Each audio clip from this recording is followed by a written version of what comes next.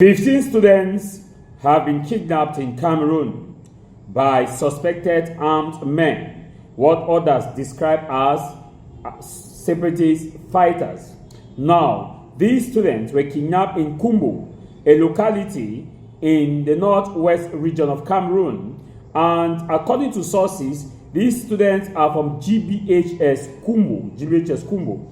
They went to participate in a march past celebration marking Youth Day activities or the Youth Week, and while returning from Timben Municipal Stadium, they were kidnapped and forced to climb on bikes by their kidnappers, and they were taken to an undisclosed location. This kidnapping occurred yesterday, the 11th of February 2026, as it is coming at a time when separatist fighters or people identifying themselves as part of the separatist movement or the restoration movement, depending on whichever eye you stand, or the Ambazonia movement, had declared that from the northwest to the southwest we experienced what they captioned a carefree or a lockdown in the means to frustrate the National Day celebration. And as these students went to participate in what has been described by many as their patriotic right, these armed men kidnapped them while they were en route to their respective houses. Officially, a statement has not been released as to what is the state or which group is responsible, or if they were actually kidnapped by what people also usually do describe as bandit or whatever, because when things happen in the northwest region, like I said, or southwest region, like I said, it is very, very difficult to ascertain or to have a full hand of who is doing what, where, and how. Why is it so difficult to ascertain? Because as it stands right now, you cannot take it away that in the midst of the chaos, there are also not some people who are capitalizing on this insecurity, like the bandits or thieves, to create havoc, either to blame government forces or to blame the other side. Or sometimes also this other side, also these people, also sometimes they carry out these atrocities or these acts to also say they are not part to blame it on government forces or to blame it on thieves. And sometimes these also people who are supposed to be the official forces, sometimes there have been incidences that have occurred, like in the Gabu, when the Gabu incident first happened. We're told that no, it was a separatist, that, before later on it was shown and proven that after a committee was set up, it was proven that it was carried out by the official forces. So you have a lot of things that you cannot ascertain, because as it stands right now, some separatist fighters, they sometimes dress in full military gear of Cameroon Defense and Security Forces.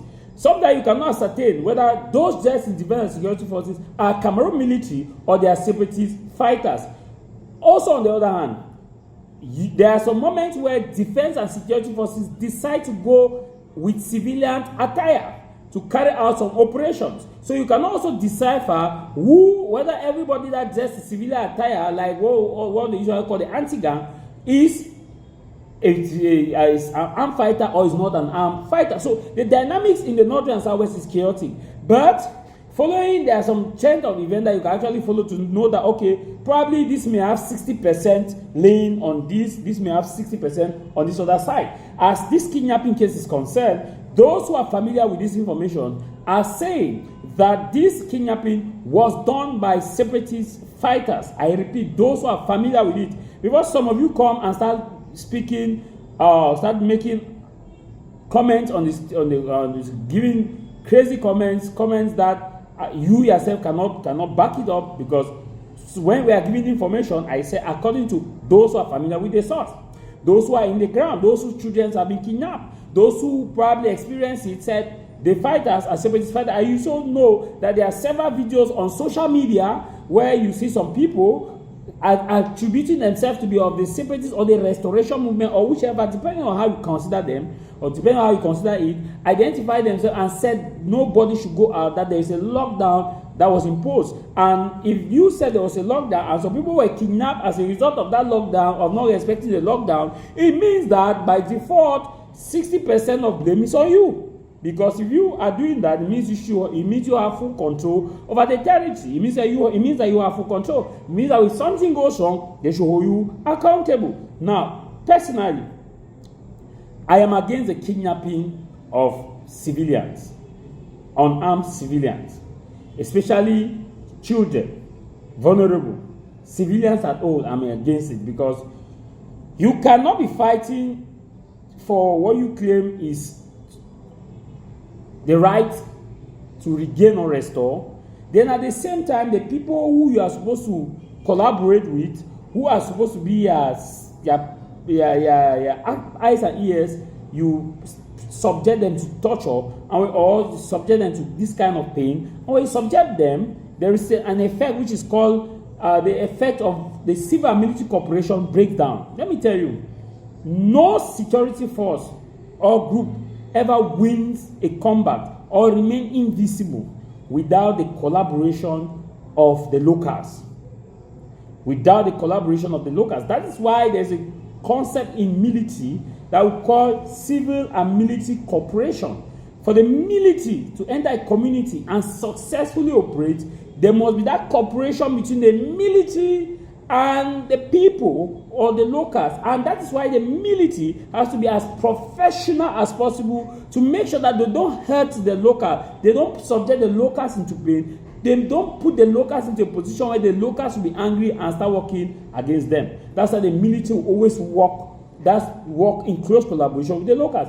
And that's why you see, during the early phase of the conflict in the northern and southwest region, it was difficult for the military to penetrate those communities, to bring down camps of separatist fighters, or to take down separatist fighters. It was difficult because at the moment the separatist fighters were enjoying what is called the civil and military cooperation. They enjoyed it because the people were shielding and working in close collaboration with the armed fighters. But as time went on, kidnapping became center point. The issue of blacklegism became the center point. Instead, now the people turned their back and started looking at the military, whom they never supported before, as the alternative route to restore, first of all, peace in the area before even looking at whether or not they were being subjected to marginalization. And that is why you see, towards the late 2019, several of these guys or several of those fighters were killed. Those third side generals were killed because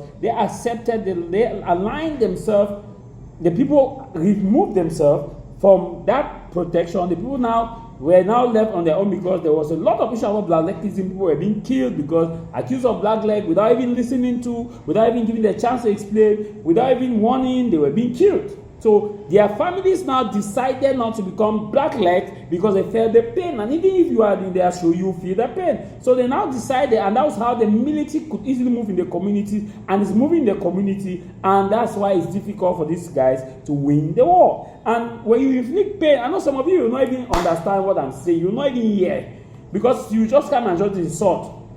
Anytime that you lost control with your civilians, you are giving the other opponent the opportunity to get at you because your civilians now see you as a threat. That's what we call civil and military cooperation. And that's why you see, instead, in the early phase, it was the people were calling them our voices. Now when kidnapping and the rest started coming in, the people started calling them those voices. Now when it intensified, ransom and blocking people from participating in funerals, saying that before funeral is conducted, you must pay, all these kind of things, subject mourners to unbearable pain and kidnapping and the rest, it moved to those voices. And that's why I see the military could easily take down them, because the military has a full control, a full support from the people.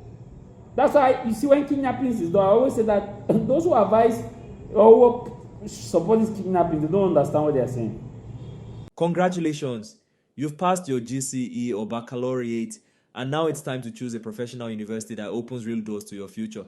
Let us introduce you to the African Higher Institute of Technology, a career-focused institution that not only awards internationally recognized certificates, but also guarantees direct employment opportunities upon graduation through its solid network of partner companies and institutions worldwide.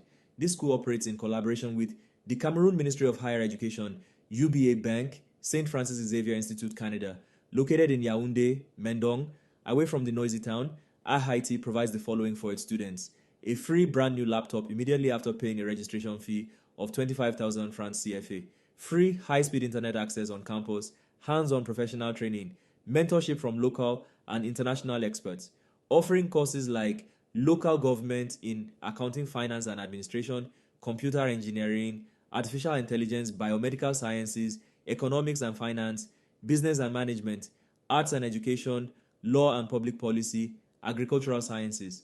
Whether you dream of becoming a software developer, civil engineer, healthcare technician, or business strategist, IIT is your direct path to success. Apply now and take the bold step toward a future of innovation, professionalism, and global opportunity.